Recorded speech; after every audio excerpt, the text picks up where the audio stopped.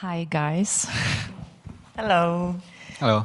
I really like you, so I'm very happy to have you here in this panel. You're my experts from different things, but same music is connecting you. Music connects you like in different sounds, different vibes. But the most important thing today is to talk about how to be a successful music composer. My guests are here, Patricia Carrera. She's a music consultant, music supervisor. You're working with such big platforms as HBO, Amazon, Netflix, Disney. So you're an expert of working with composers, with music, with licensing, with directors, with producers. Maciek Dobrowolski is a composer who did such big titles as Forced, TV series, Red Poppies, Czerwone Maki, a film which you can see in cinema right now. Also The Girl and Astronaut and some different huge titles. And also Miro Kępiński, who is also film and TV composer and also performer and singer, songwriter. Miro did Furiosa soundtrack, which you can see right now also on Netflix, which is very famous in the world thanks to Netflix.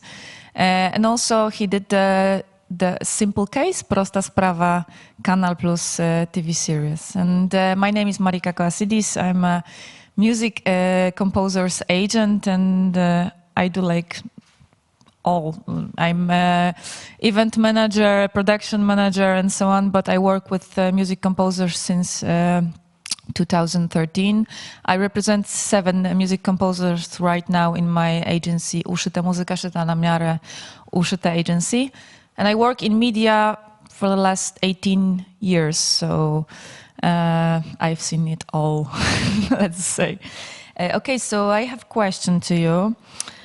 With this panel, I try to find a way to answer how to become a successful music composer and also how to overcome an introvertism, maybe. The first question is the one and only. How to gain a success? What do you think? Maybe Patty, from your point of view. This is a really complex question because it is also a really complex industry, and the way we do our work involves so many aspects and so many people. So first of all, what is it to be successful? What does it mean? Is it having a lot of projects? Is it making a lot of money? Is it getting awards? What is it? So everybody has a different definition of what success is. Maybe having projects that really call to your heart and make you happy even if they are not well paid. Maybe having time to work with your partners in music and being creative and exploding, you know, in ideas. Maybe having time for your family and also having to work in what you love. So it all depends on the definition of each one. Now, if you want to think and focus on how to be successful in the industry in terms of being self-sustainable and building a career that can last for at least, you know, a few years or make a living out of it, it's also complex because there are so many projects in so many countries involving creatively different attitudes, aptitudes. So there is, I think that there is a place for everyone, and we should all learn how to flow in what we do and who we are to find our spaces and feel comfortable there. And then you will start being successful if you find it. If you try to force yourself in a place where you don't belong, that it doesn't resonate with who you are, then you will be frustrated over and over again. So to sum it up, I have to add one thing to my question, because it appeared in my head just already. Because 1 week ago, one of great music composers asked me, Marika, what can I do to be the best music composer in our country? For example, what do you think, with your experience, how to be the best? And what is the best? No, I think, yeah, no, I think that there's no such thing as the best. This is not the Olympics. Like when you train for hours to beat a record of some sort, this is a creative industry. So you can be the best composer you can be. You're beating yourself. You know, like it's a race against yourself, your knowledge, your empathy capacity, your creativity, your breaking boundaries. So it's not, I want to be the most successful. What does that mean? Like, I have millions in my account. Again, the same questions, no? And I think that that's the wrong question. It's not about being the most successful. Well, that's... I will tell him. Maciek, please tell me. Yeah, it's a very interesting question. It's a question that I've been sort of asking myself. How do I become a composer? How do I get into the industry and start scoring films?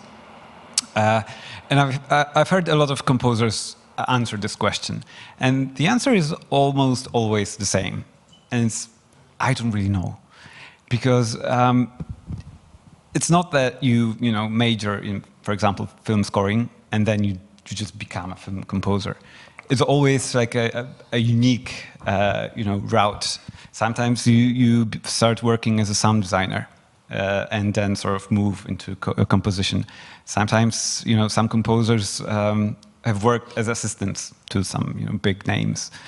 Some people do pop music and I don't know, rock music, and then they suddenly someone heard their song and thought, maybe we should get this guy to write music for our show. So it's a matter of luck also. Yeah, luck is certainly a major factor, I would say. I think some people almost end up being film composers, but it wasn't their sort of dream or idea, or they just enjoy it. Like you studied history. Yes, I studied history, but I studied history because I knew I'm going to be a film composer. Or at least I was, I never wanted to be a sort of a history teacher or historian. It was just something that I thought is interesting, and it's just you train, you read a lot, you sort of learn to be critical. So I thought it's a good overall thing to study. But yeah, so personally, I always wanted to be a film composer since I was 10, I think. So yeah, so there is no easy answer, and I totally agree with the successful part. There are so many definitions of success. Just doing your first feature film is a success because it's very hard. It's the hardest part is to get the first feature, the first TV show. So it's meeting people, talking to people. I think being interested in filmmaking. I think it's important to be able to communicate with filmmakers using their language, at least a little bit. Because what I found out is that often filmmakers, music is often like something very uncertain. Some filmmakers don't really know; they're a bit afraid. So it's a good. I think like one of the thing I try to do is to be able to talk to them as filmmakers and sort of get a language. That would be the major subject of our conversation later. Yeah. I will ask about it and the features that you need to have to start the conversation as an artist. But Miro, tell me, because we work with Maciek, and I will ask him later about working without agent and how he gained his first film. But please tell me what was your history and how to succeed without an agent, being on your own with your talk, which is brilliant. So I think you said it all. Like, what is a success for everyone, for every one of us? And answer is, I don't know, But just answering to your question, I was thinking about what am I going to say, and you ask actually that I can say what was my path to success. Let me say success. So I started years ago to composing for students, like film school students, mostly in States. I just thought I wanted to be a film composer, but I want to be a film composer, like for foreign movies, like in States. Just watching the Spielberg movies, listen to John Williams, and I thought I could be the one of them at that point. So I just started scrolling the internet, like forums, message boards, Facebook groups. Facebook was a really cool tool for me. Actually, I was sending tons of messages, tons of emails, posting some sort of advertisements. And maybe you're familiar with Craigslist. In States, I was getting some jobs from there as well. That was years ago. And I was doing many movies, like short movies, bad movies, good movies. It's everything. And that was my road to do my first feature movies in States. And actually, I found a director, and maybe the director found me actually on Facebook. On one, there was a New York Film Academy Facebook group for students, and he was looking for. He was looking for the music. Actually, he wasn't maybe actively looking for the music. But once I put some advertisement on me, like, okay, if you're looking for music for a movie, just write to me. And 2 minutes after I posted, he just wrote to me, oh, wow, something like this. And funny enough, I was going to LA 1 week, after this. And when I was coming back to Poland, I have a script in my hands, and that was my first feature debut in States. Then I made a couple of more, and once I started doing my first jobs in Poland, actually, and I think I did a short movie years ago for Łódź Film School student, and I attended to first sing camp done by Music Export Poland, and I was successful to make a couple of cues for a documentary with one's music supervisor, which was there. So that was really cool. And then I was offered with Furiosa. That was a theatrical movie at the start. And that was a big chance for me, but that was during pandemic times, and it was really hard. So everything was postponed. I think that was like a premiere was 4 times postponed. Something like that. Oh my God, I'm never gonna do this. Exactly, and but that was a very great turnout in theaters. That was, I think, number 2 in box office in Poland, which was really like, okay, more than 500,000 people attended there. Went to a cinema, then they cut it to 4 series for Canal Plus. That was cool thing, because one movie I got theatrical, I got TV series, and then Netflix just bought a license, to put on the catalog, and no promotion at all. But it exploded. Just in the world, there was like in more than 70 countries in top 10, and number 1 in 30 countries. But that was really huge, and and that ended up like I think the first at that time. That was 3 years ago. At that time, that was first movie production, which was one in the top 10 of most watched on Netflix during the whole year. So that was a huge success for everyone. And after this, Netflix bought rights for 2 new Furiosas, and actually they started to filming number 2. which is great.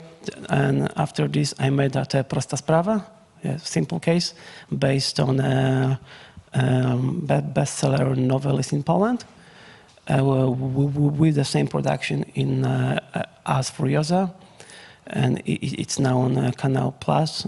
So that was my road, and if it's success, I think yes, it is success. But still, I'm looking for some new jobs, some new challenges.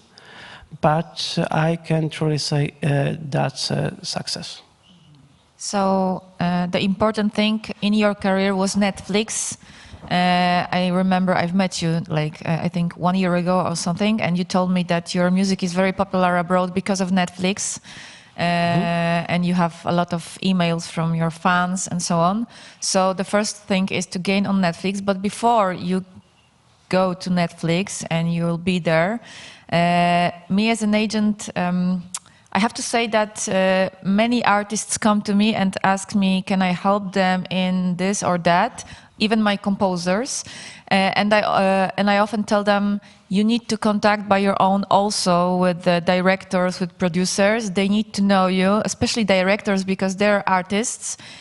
I perceive myself mainly as a sales specialist. Let's say I need to sell my composers, but there is a moment, Maciek, you know it, that director needs a second artist in front of him, and he needs to talk with an artist. So I say to my composers, you need to go, you need to meet people, you need to know them. Maciek, please tell me, because you've answered on my second question, how to contact with the right people. Maciek, please tell me, because when we've met, you were almost having the Blackmail movie, which you've contacted by also, you did it by yourself with Mariusz Palej, the director, and you were also after your first movie, which is international. So. At first I can tell you what not to do. It's what I've done. When I was 23 or 24, I've written music for a Qatari movie. It was the first movie that was ever done there. So they were looking for a composer, on the internet. They listened to some of my music and they liked it. So they wrote me an email. And I actually thought it was a joke, so I didn't reply. But then they were like, "Are you there?" And I was like, "Yeah, okay." So then I figured out it was for real. I've done this movie, which came out of nowhere, to be honest. The music got very good reviews, so then after the movie, after the premiere, I waited. And that was a big mistake, because I thought people are gonna call me, and everybody heard the music, or at least some people, and I think it was good. So maybe they like it, so maybe they call me. But that's not how it works. So that's a no-no. And then it actually took me a few good years, almost 8, I think, when I've been doing commercials and just trying to meet people. But it's I don't think people cared about the movie, the Qatari movie. How did you gain the commercials by yourself, without agents? Oh, I've actually met with some people. I asked my friend who was working in a ad agency in Warsaw. So I asked him if he could introduce me to some people. I started hanging out with people, with the directors and producers. Even though it was difficult for you as a person and artist to just open and... Yeah, it was, but the lucky part was that the friend whom I asked to introduce me, he was like one of my best friends. So it was, it was very casual. But then he also said, some good words about my music, and we've done one small project, and we started doing bigger commercials like Allegro, which is quite big in Poland, ING. So it took off, but I was still sort of waiting and trying to work in film. And after 8 years? Yeah, so I've actually tried to just message directors on various social media, like LinkedIn. And I had a brief conversation with Mariusz Palej, who was the director of Blackmail. I've sent him my demo reel, and he liked it. So he invited me to a demo contest, which is like something that happens all the time. So you have to prepare something, and there's a bunch of composers doing their demo, and then they choose a composer. And it was also, I was a bit lucky because Mariusz Palej is a director that doesn't care if you have a big name, if you've done anything. He's just interested in the music. So what he forced the producers to have like a anonymous contest, so they didn't know who they were listening to.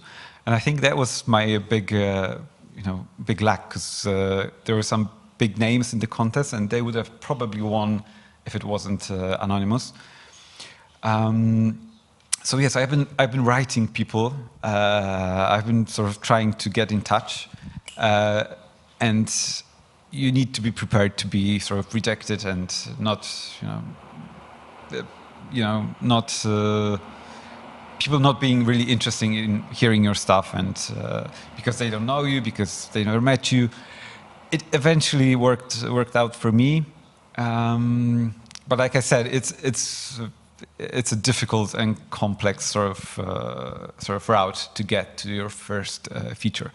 So I would say probably hanging out with people, trying to meet them, writing, obviously writing music like every day to just work on your craft to get better. Yeah, I think that's it. Well, just talking about the competition, I got some chats with my directors in States when I was trying to do one of the feature in States, and I was succeed to make this movie, and I asked director why he chose me. So he was to tell me that, okay, so my music sounded real and good, all of this stuff, but he said he got like maybe 200 of guys, standing in the line. So this is a competition. And in the other occasion, I was doing a short movie in States, because the States is a big market, right? So, and everybody wants to do movies there, but that was a short student movie. And for the composer, there was something like 200 as well, 200 competitors. But for the main role, for just like casting male and female, there was like more than 1,000, competitors. So this is a big challenge, and this is Olympics, right? So So, however, but I was sending tons of emails, like messages, and the rejection is just is a part of the process, and sometimes it's because nobody reads your emails. Because something like the people say, okay, so I got tons of emails, so I'm just searching, maybe the first 30, emails, and the other parties, your music is not the right fit because producer wants something else, or director, and this is it, and but so you have to be, as you said, prepare for the rejection, because this is normal in this case. You have to be right on the right place with the right staff, right music, and and everything should be right at this point. So, well, you have to be prepared for from the psychological thing of this, because sometimes you can go for the depression, Yes. But so even non-composers, have some rejections, and because because something could happen, and I can say it maybe weirdly, but this is normal, you know. The rejections, there is a normal thing. Yeah. So you have to stick with it and deal with it and just go on. Yeah. You know, so for example, if you however, you need to have some other options, you know, to be like to be successful and just not to go to the depression. So for example, like you're rejected from this job, so you can say, okay, no worries, I've got the other thing to do, or some more options to who to send email, who to talk, you know, with, and that's a complex, just as you started. Yeah. And so, and how to become a successful composer, you have to be prepared for all of the aspects, you know, just you need to have skills, this is obvious, and you need to have tools, but you need to have some like a mental skills as well. But you know, so some you can just learn how to deal with it. You know, just my first rejections was, oh my God, I'm terrible. I don't know how to do it. You tend to blame yourself. Yes, exactly. So, but you know, just I was doing, you know, I was doing more and more stuff. So every time I got the rejection, so I can talk to the director, okay, why, you know, and if you got some explanation, for example, I found another guy, or maybe your music is good maybe for this type of music, maybe not that type of maybe not for my movie, but it can be really stressful, and you have to learn how to deal with it. And you have said, both of you have said something really interesting, and I totally believe in this. I have this theory that life is like a tree, right? So it starts branching out, and every person that you meet is a new branch, and it can bring fruits or not, but they are all part of the same tree. So you started like building that network and finding your place in Facebook, in Craigslist, with friends, but then this opportunity, you knew how to capitalize the opportunity, to make good relationships, to be honest with the work. I can do this, I cannot do this. This is my style, what I do, this is my talent, I need to learn this, I don't feel so comfortable with this. And then from that honesty and from that professionalism and the relationships that you start building, they call you again, or they recommend you, and then it starts flowing in a very natural way. And then something that happened to me, because as a music supervisor, we are all also like that. Like you have to build your network, and then composers are always needed, music supervisors are not. So, and there's not so much culture of music supervision. So one time, one producing company called me, and we did this project, and I felt that it was great, you know, like, whoa, it was amazing. I loved it, like the chemistry with the director and the producer and what we did and the selection of the songs. And it was really good, and it was like awarded and nominated for things, and I was so happy. And they didn't call me again for the next like 2 or 3 productions. And I was like, but it was perfect, everything was great. And dealing with this like rejection in my mind, no? So 3, 4 years later, I get a call from the producer of the company. Hey, so we have our next project, and we totally want you on board because last time working with you was amazing. And I was like, 3 years later, 4 years later, no. And then I learned that, and this is the best thing about all, that the other projects that they were working on required different talents. Other supervisors who had different skills as mine and different styles, and they knew more about certain genres that I was not so much into. And then when the next project that actually fitted my profile, the speciality and the kind of person that I am, he immediately thought about me and no one else, because he thought, this is for her. And then I realized, that's why there's no competition, and that's why there's sometimes there's no rejection, because each of us have different talents. So there's always a project where you will be perfect, and others projects that you just won't, and it's not personal, it's just the way it is.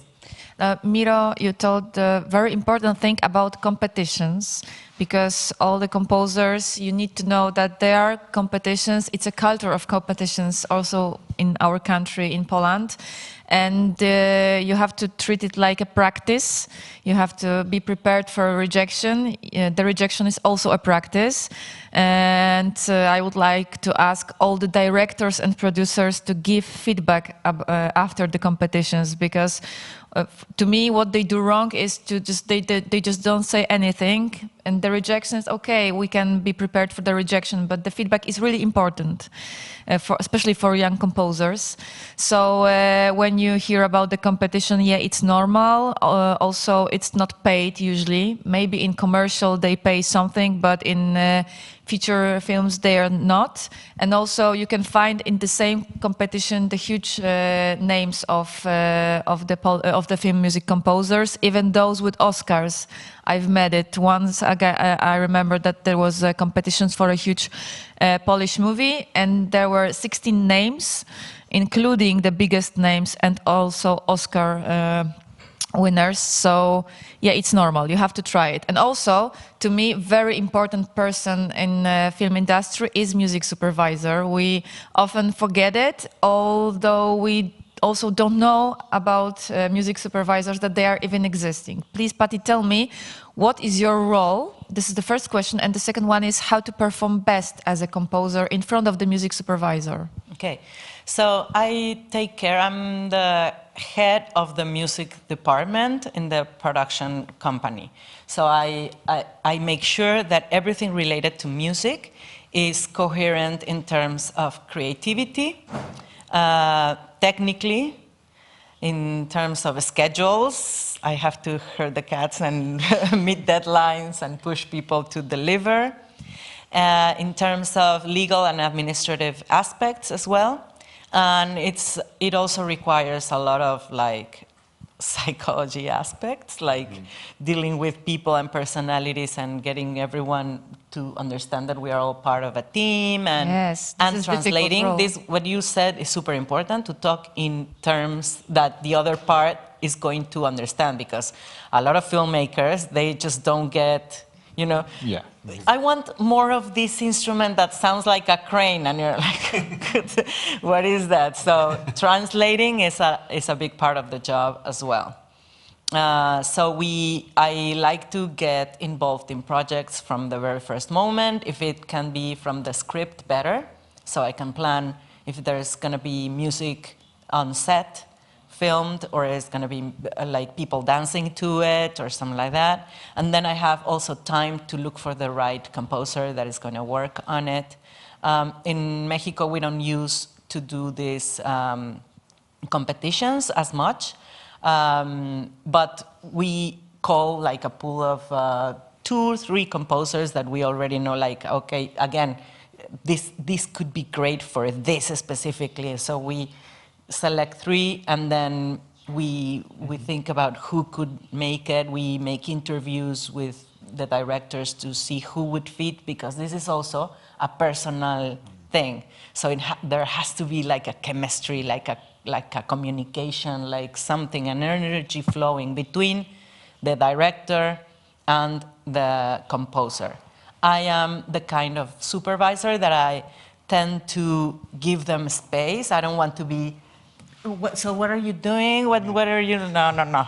I want you to communicate, because otherwise I'm going to be a filter in the middle, and it may get messy. But sometimes the directors don't know what they want to. No. When it's needed, I go in and then I supervise in that sense, and I translate, and I have been called to solve problems. For example, like a series or a movie that is already finished with music and licenses and everything, and they don't like any of it. So they strip the whole thing and they give me the movie and they tell me, okay, so now you fix it.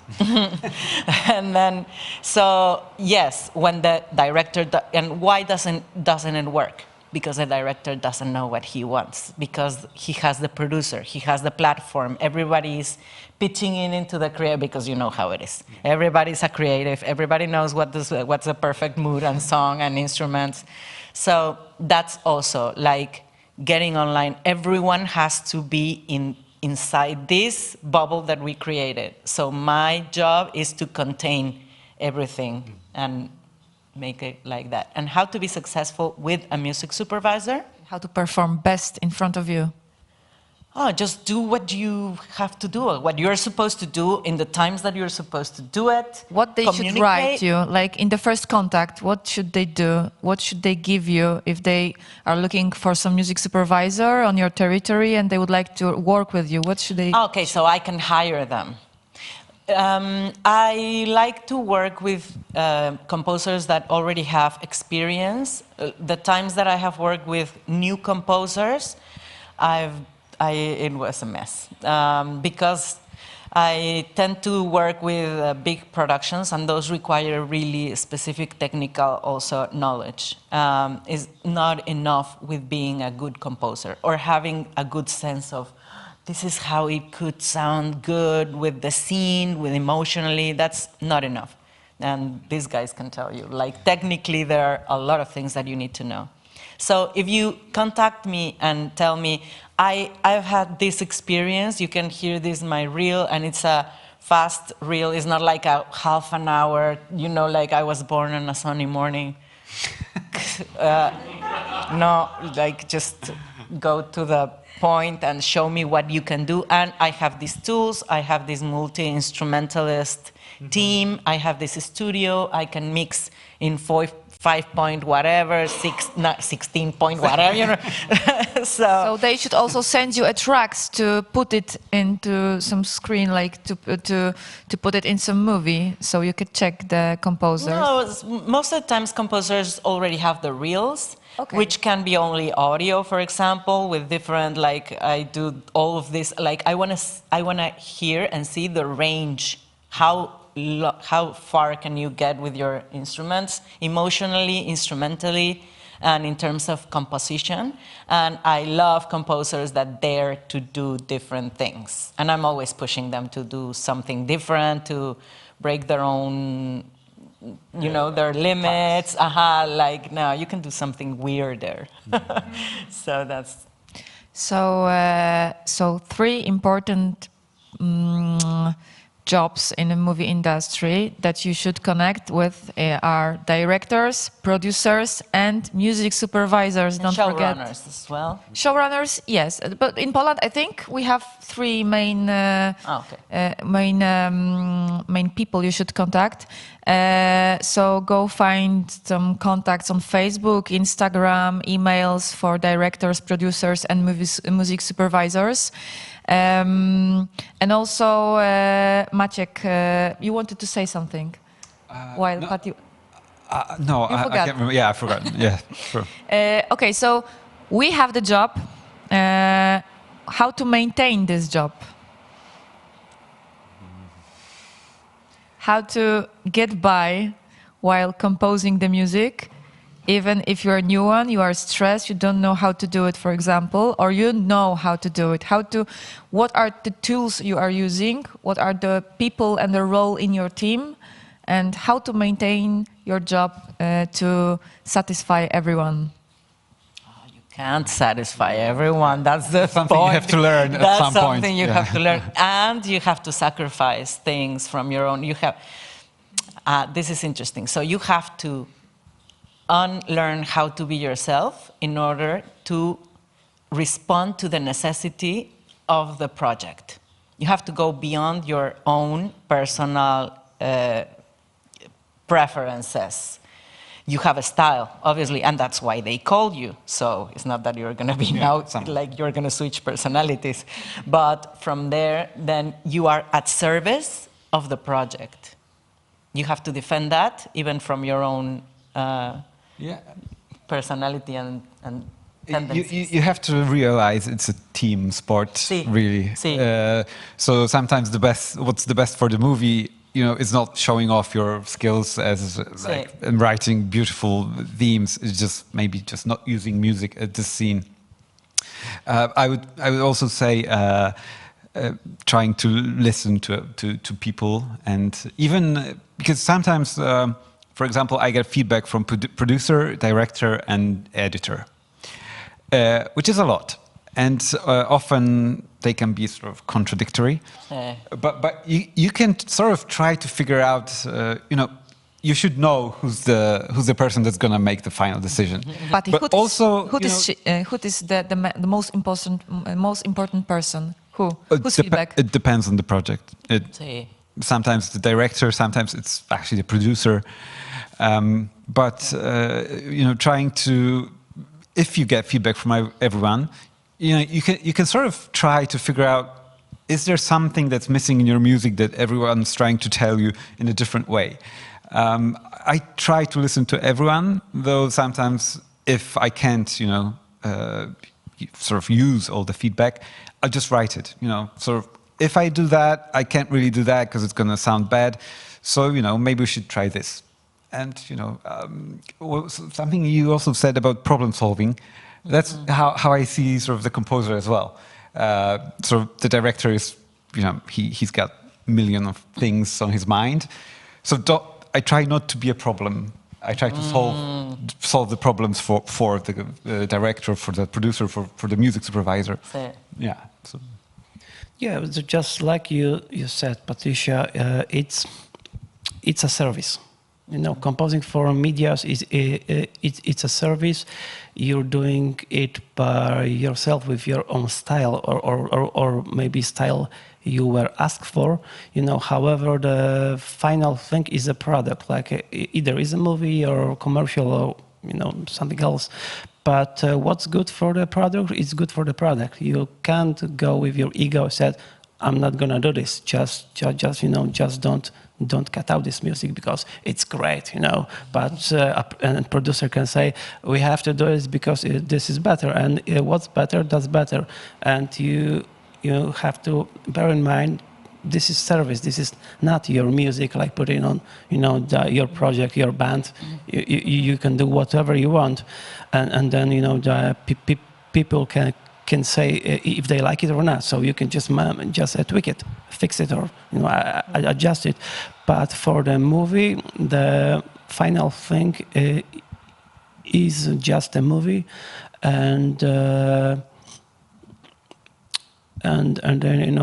you have to deal with it.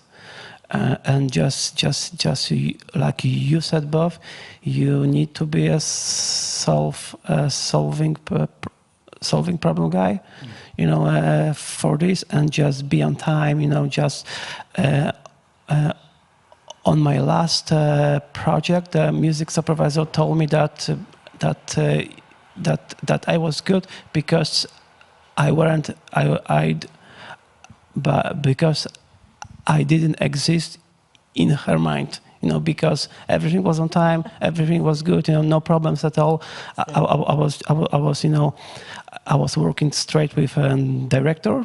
A producer was telling me some his point of view. However, after all, he said, okay, so these are some my notes, my point of view. However, the director this is his movie, and just keep going with him.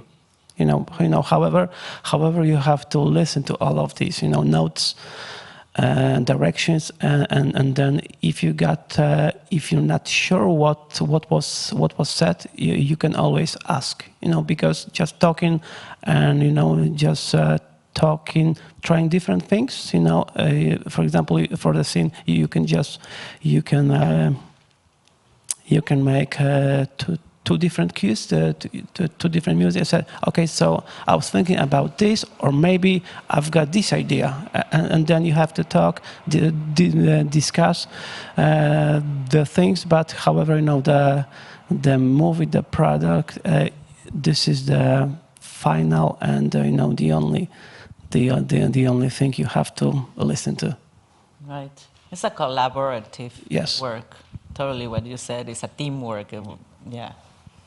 Okay, I have to ask one question that we weren't talking about it earlier, about the feedback, because sometimes when young composers who are doing it for the first or second time, they expect feedback or even the first contact with music supervisor to show them where to put the music and how to do it. What do you think? Should they think by themselves how to do it, or should they ask someone? And what about the questions? Are they good or bad? So there is a process called the spotting. So during all the pre-production, and even from the script, we do a first spotting by reading the script. Then I talk to the director about it. Then I talk to the composer, and we do a spotting with the composer. Then we get together with the director and the composer to get all together in the same boat about the spotting, and we're always talking about the spotting. So after all of those times, when you have already said that you want music in this and this, the composer comes and asks me, so did you want music here or no? It's like, where were you? Like, we've been talking about the spotting all this time. Now, there is other subtlety that has to do with on those spots, that on the cues that we have already selected, when the music needs to start building up, to come out, to all of that. That, I think, is something that, well, I like the composer to create, like, use its instinct, you know, and work with, we give the composers the film with the dialogues and the sound effects, ADRs or whatever, and sometimes music reference, all in different channels, so they can work and make their exercises and use their instinct. And if something, and then it comes the conversation with the director. No, I want this to sound more like this, or to come in later on. But if the composer is there from the beginning and knows what a spotting is and the communication flows, there shouldn't be any problems whatsoever. Even if you are a newbie, it doesn't matter. Because there are songs also, and the composer should know where there are songs. Yes, and also the composer should listen to the songs and know which songs, because for me it's really important that everything needs to feel like a whole body of work. So they have to melt, they have to...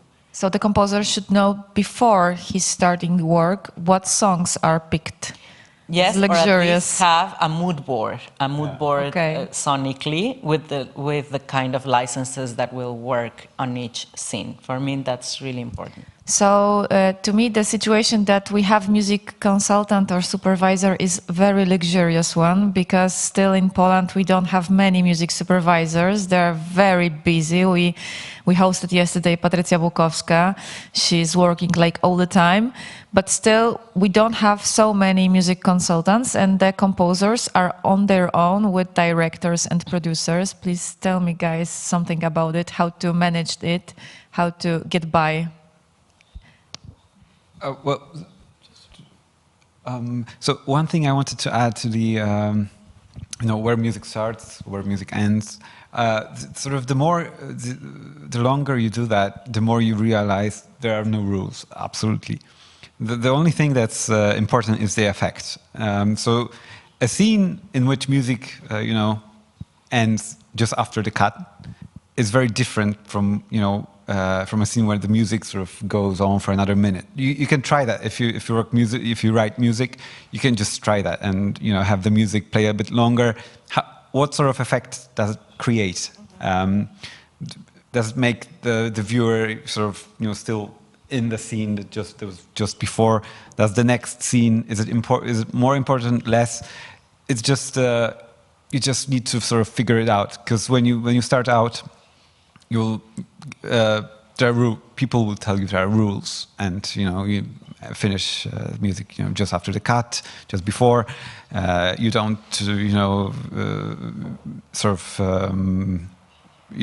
of spoil what's going to happen by having something happen in the music before, which is like sometimes you just want to do that, exactly that. So yeah, I just wanted to add that to what you were saying. Well, in Poland, I think the spotting session is not a common thing. Just like you're saying there, and just doing this. But, just in my experience, I was just being given scenes or some shorter, longer than do the music. I mean, but after this, I just need a conversation with the director or producer, and just we watching the movie and saying, okay, tell me what's your idea for the music. And where do you want it? Okay, and just we watching the movie and just start pause, and I'm writing the notes, working. It's a spotting. Yes, just like instead you are sitting there and now writing the notes and just frames and this kind of things, just like a music editor, doing this.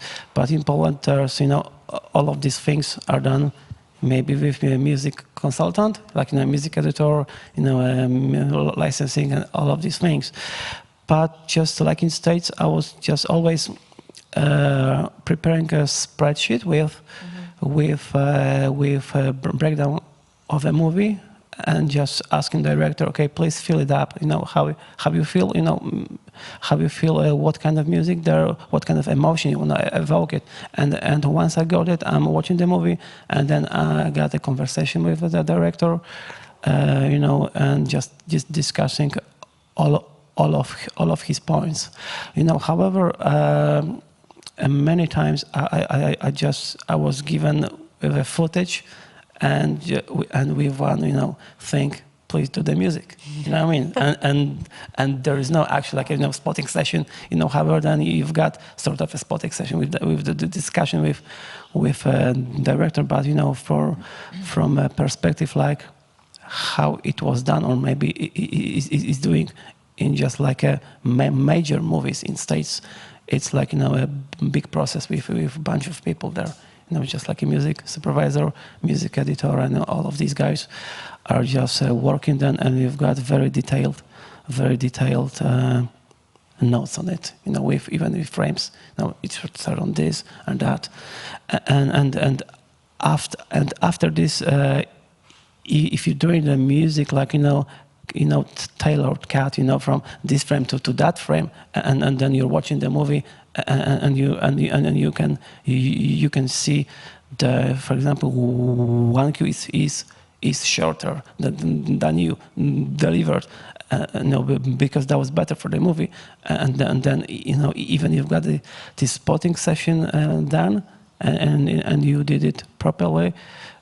Sometimes you can do many changes, because this is a normal process, because.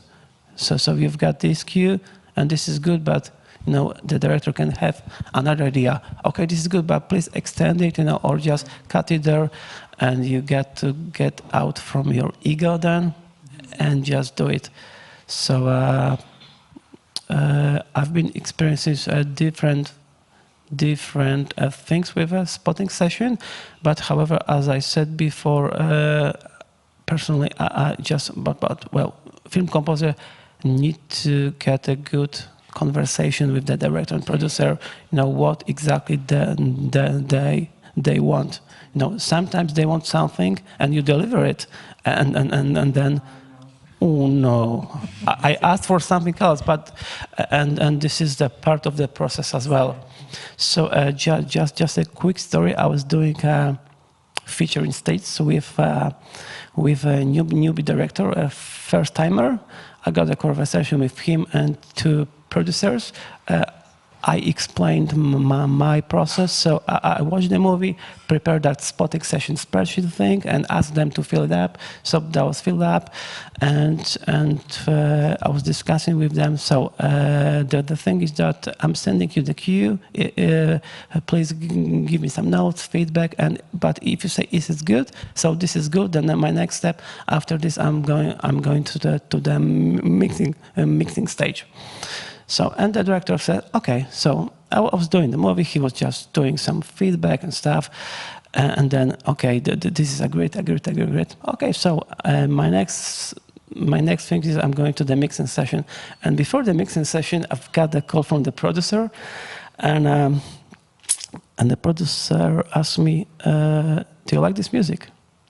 I said, why? You know, something like this, and the thing was that the director took it really wrongly because he was the first timer, and you know, he was like, he thought that once he agreed, you know, once he, you know, said this is this cue, that cue, and that cue, and he thought I was gonna do it, you know, I don't know, maybe again or something like this.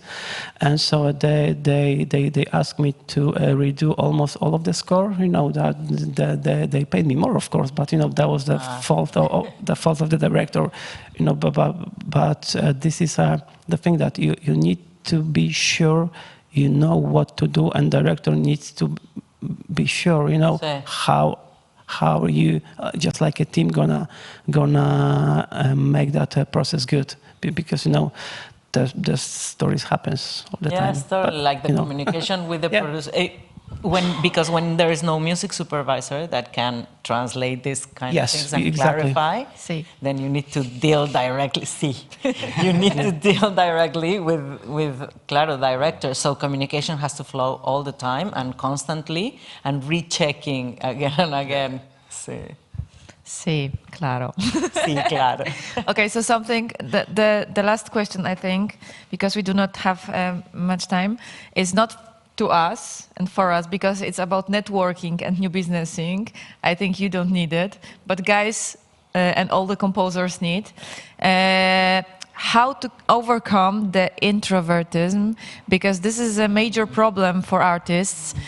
So, for example, in some festivals, when you have a party, after party, and you meet new people, and they are the right people, and you don't have agent, you don't have anyone, you have to stop, be shy, and go for some business meetings.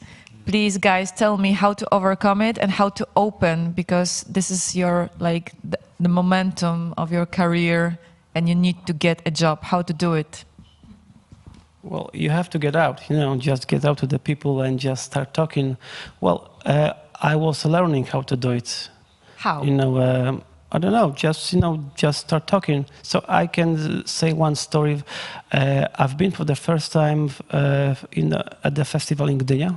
Last year, that was my first time. So basically, I almost didn't know anyone there.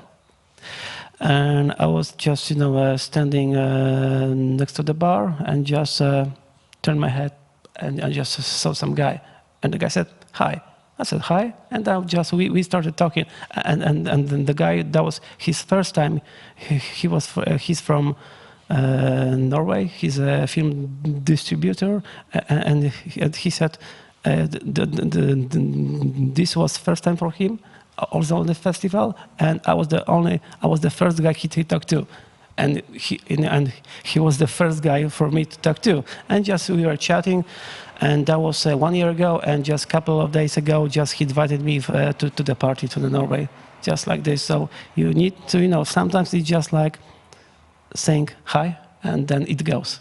You know? And you were in the right place, because I saw this video from a behavioralist, and she said that the best place to meet people in a room, in a party or whatever, is next to the bar. Yeah. But also there is a trap, because sometimes you can have the next person is the very famous director and producer, so you have to also be prepared. I recommend some kind of spreadsheet, like, or some, I don't know, tabelka. I forgot the word. Spreadsheet. Yeah. Spreadsheet.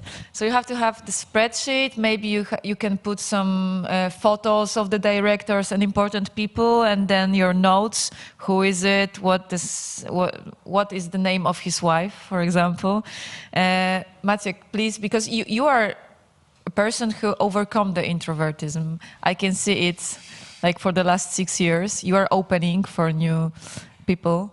Well, first of all, I'm so glad I have an agent now that can help me out. You know, because it's, I don't want to sound very sort of, I don't know, new agey or something, but you really should just be open to listening to people. Just be interested in the people, person you're talking to. I try not to overthink it, not to think about who's that, all the details. Just sort of having something, something to share. Like, oh, I've seen your last movie, and I thought, the main role was fantastic. How did you talk to the actor before? Sort of be engaged in, in the sort of, what the person is doing. That's one thing, and probably the most important. I think that's the main takeaway. Oh, and so something I was sort of struggling with. So don't be afraid to make a fool out of yourself if the person just says, "Okay, go away."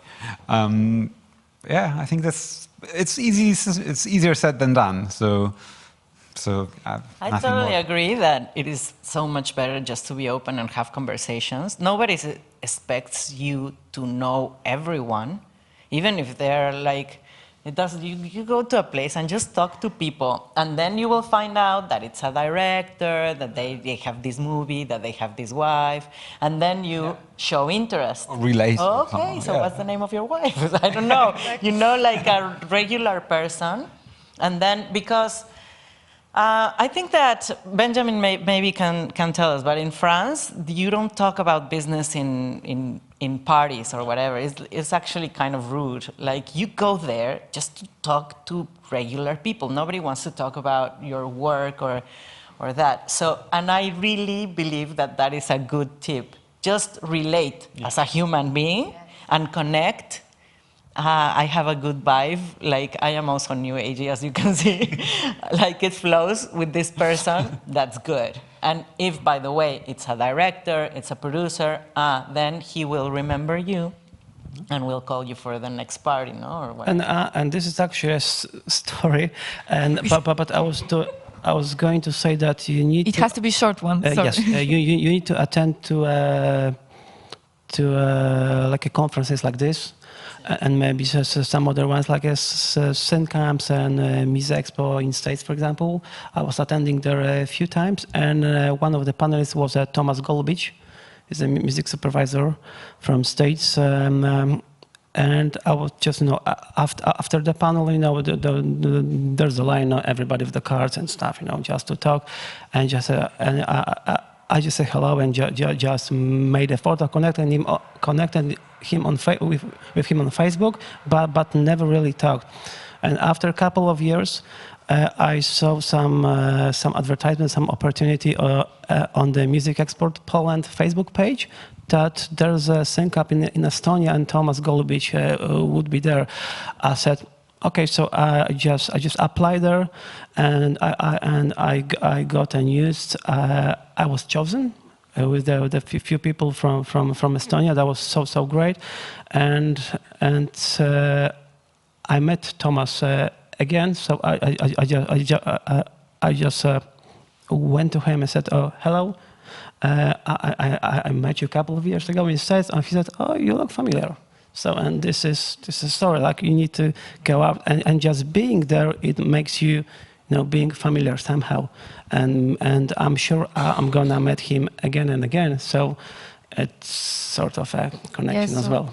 Go to a parties, go and meet people, and prepare your portfolio with some music, some movies that you did, something that is linked to your music to send them. Maybe have some CDs or some business cards, whatever you prefer, but something linked to music. And just be open, don't be shy. Don't be shy, and even if you are shy, just say hello, check his Instagram, check his puppies or kitties and so on.